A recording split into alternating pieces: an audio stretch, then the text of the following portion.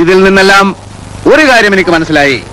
നിങ്ങൾ പരിശ്രമിച്ചിട്ടുണ്ടെങ്കിലും മാർഗം ശരിയായില്ല.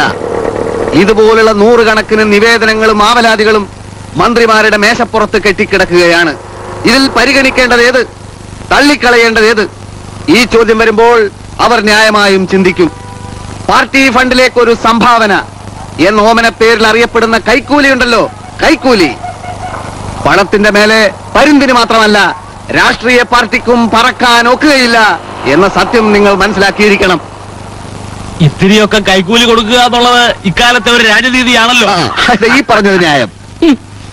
പക്ഷെ ആർക്ക് എങ്ങനെ കൊടുക്കണം എന്നുള്ളത് നമ്മൾ അറിഞ്ഞിരിക്കണം. എനിക്കതറിയാം. അതുകൊണ്ടാണ് ഞാൻ ഇത്രയും പറഞ്ഞത്. ഇത് കേരളമല്ല. കൈക്കൂലിയും കൊണ്ടങ്ങ് ചെന്നാലേ ഈ പറയുന്നവനൊക്കെ കമ്പിയുണ്ടോ? ഇതുപോലുള്ള ആളുകളാണ് നമ്മുടെ നാട്ടിന്റെ പുരോഗതിക്ക് തടസ്സം നിൽക്കുന്നവർ.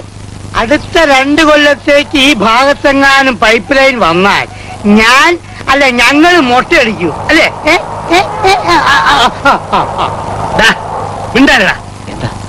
മൂപ്പര് PWD എഞ്ചിനീയറുടെ ഡ്രൈവറാ.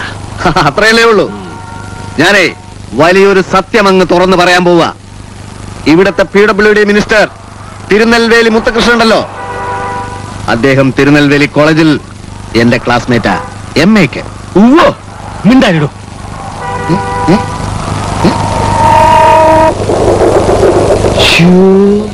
എനിക്ക് ഈ കാര്യത്തിൽ എന്ത് ചെയ്യാൻ കഴിയുമെന്ന് ഞാൻ കാണിച്ചു തരാം.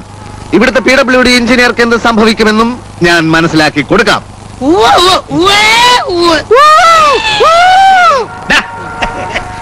പറയണം.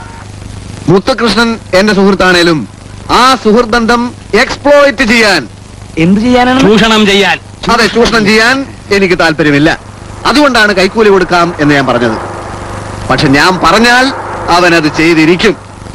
എല്ലാവരും കൂടി നല്ലതുപോലെ ആലോചിച്ച് തീരുമാനിച്ചാൽ മതി.